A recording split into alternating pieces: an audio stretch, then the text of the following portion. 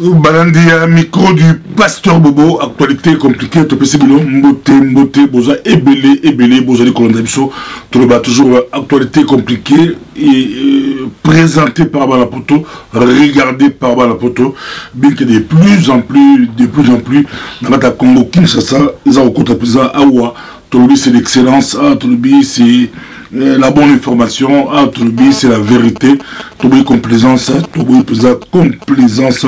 pour tout le actualité, il y a solo pesa, sans parti pris, besoin actualité, il y a solo pesa, tu vas toujours dire si is your country, dire si is my country, do not let someone else do something for you, you can do it au gros salengo, pour te makamba Congo, je peux ça mou, tout pas si même, tout pas si yango, na côté à Batu à Kabila, et je peux ça pas si pesant, mais heureusement, c'est toujours mon Sengolgon, na Ekofolgon, toujours mon Sengolgon, na Ekofolgon, je peux ça sur ma casse,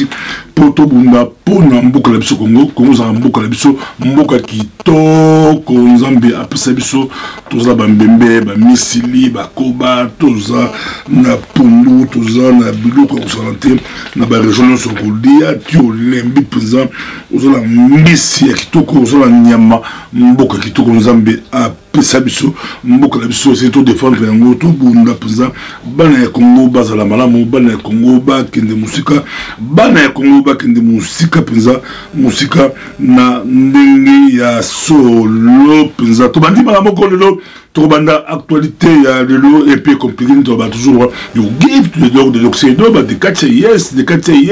nyawa nemi mkua oyo mboa a boui makambo. Ils n'ont pas si tu le bats toujours des restes de place like Oma, Mbokolayo, Zambokolayo, Likambo, Yamabé, tout le monde et puis va faire un peu compliqué, pour actualité compliquée, puis ça peut être très compliqué. Makambo, moi là où maître Gims, ils ont reçu la passe, c'est pesant, moi là où là Juna Janana, bateau baby Juna Janana, moi musicien, Papa Wimba,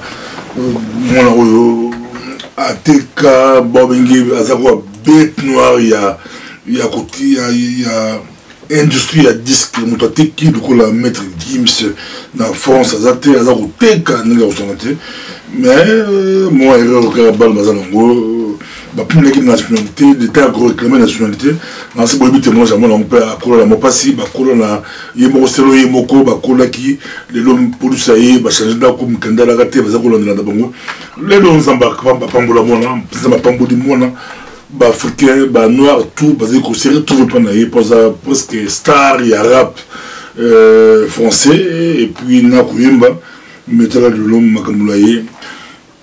Les filles qui ont réclamé, les filles ont réclamé qu'une nationalité française, et puis c'est tout Kanda. Ce coup, à Salagambo Soukoulis, sans Koloba, et les mais les filles qui ont réclamé, parce que jeunes noirs d'Europe, Makambo le ça Kanda au santé, en tout cas, boycotté, panzi, sédenaï, côté, fnac, panzi, bilonaï, poto, la bonté, baby, toi, la bongo, panzi. Les tours de la police, par contre, la police va nous trouver ici. L'Umbe, de mettre l'Umbe, la Négma, mais c'est la conseiller, équipé à communication. Communication, la classe, côté la classe, il y a un reprochable la classe politique au moins. Un leader politique a évolué, discours politique médiocre, parce que basalement entouré, communication, basolango. Diplôme dans la montée de l'université, président Obama, Trump, Macron,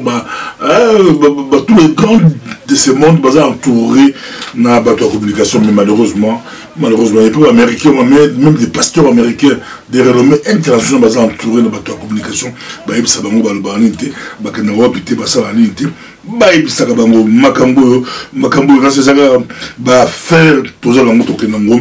affaire Ami Balé Tobaki à toi Gizing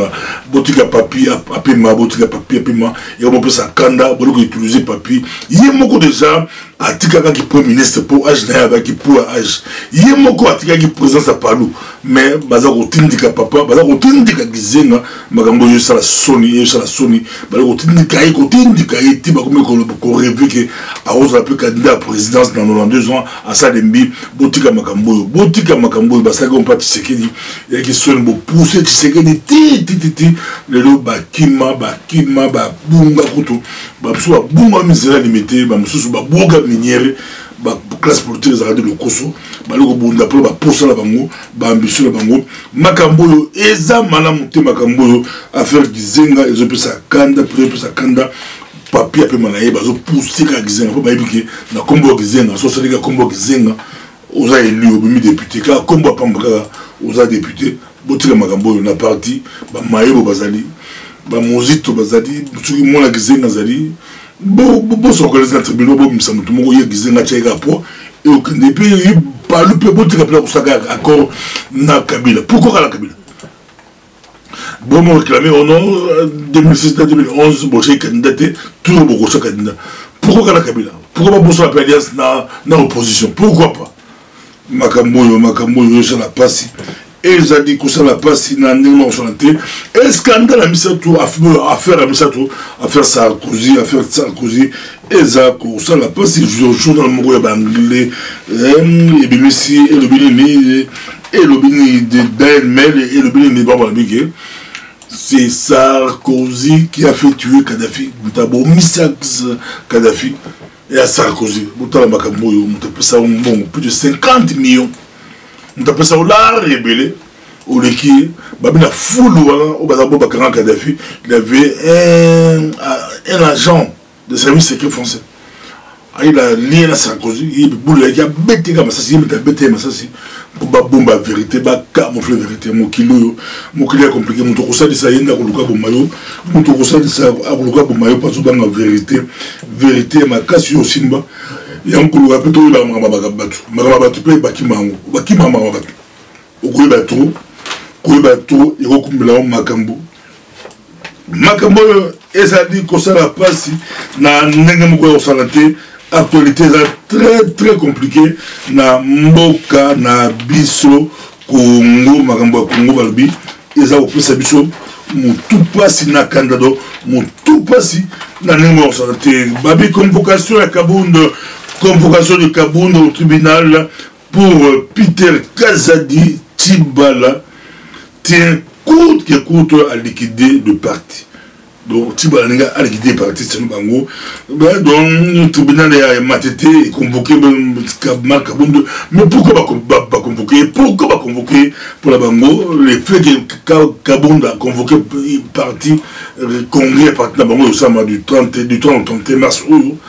Pour la Bango, selon plainte basée portée, Bango a la droite, les falsifications, les fraudes, a une dépense familiale. Pour la Bango, c'est beaucoup plus dynastie familiale. Félix Tshisekedi pour la Bango, au bon basala qui congrès, au bon basala au Félix Nakabo, Babin Mouniato. Bah bah c'est bon bal qui y a on les a monato bah ça la droite bota makambo to kozonga nango makambo la biso Congo ezali ko sala pasi na ndenge moko ya kosana te kan tulbaki Kagame na zone de libre échange continental ba Zlek dans zone de libre échange continental Kagame tulbaki a la mission na tango ya komi président ya Union africaine les allons peu rotatif tangi alinga sala basa l'Afrique lokola Europe il demande ka Mobutu banango ba basala ngo ba Kadhafi basala ngo libre échange lokola Union européenne des agawa France Allemagne Belgique ba tout ça ngo basala monnaie moko basala ba mutu ndenge moko libre échange donc ba prix ma mutu mais ba basala ngo pe l'Afrique mais bango ouais biso na poto et ça ba pays fort ni ba Allemagne ba France de bazo ba boulot là ba pousser le petit pays. Mais la mission pour le petit pays Rwanda, le commis à comment mettre à aller au diriger Congo, pour le Magambo, totalement, c'est la classe politique congolaise, va tenir un mais chez au côté de nous, il a signé qui bah papi nani va ONU bah qu'on Kabila gouvernement congolais a attaqué à ça la opération contre la milice maintenant la milice on veut la bango za Kabila moko Kabila Kagame na Museveni bango nde bali ko pousser la milice sur là bah ça va rébellion Mobutu c'est la pour pouvoir dans ce macambona le roi des Kabila troché la photo ou bah image ou dit la photo le roi des Kabila kota mamboka la biso a kota ki na ba liesse populaire ba populaire ka zo asima la bango ezalaka ba Ougandais ezalaki ba Rwandais ezalaki ba mboka wana ba boto la mboka mais ba ko rakati le loka mobulu ya bango moko ba ali ko tshela mboka la biso mais aussi la pote ba congolais ba la moki na ndenge moko ya kosalante ba bi Flori Kabange, procureur général de la République, a ouvert une enquête, information judiciaire au sujet de la nationalité de Moïse Katumbi, pour la faux et usage des faux, Balandé de Moïse Katumbi. Alors, Flori Kabange, comment voulez-vous qu'un individu se sachant de nationalité italienne puisse se présenter devant nos bureaux pour avoir le passeport, la carte d'identité, la carte d'électeur? Tout ce temps qu'il a passé à la tête de la province, il s'est prévalé des actes, des faux documents. Bon, bah, pour la Moïse Katumbi, vous savez, toujours, c'est bon, Bagomoko. Tout le qui pour la carte Moïse Katumbi, ici, on n'est pas contre Moïse Katumbi, mais il faut, loi, et ça rappelle Bambour sur l'Afrique. Jean Afrique avait mis en haut, Moïse Katumbi doit s'expliquer. Sur bandé, sur sa ambition comme président en Boka Bisso, il faut s'expliquer.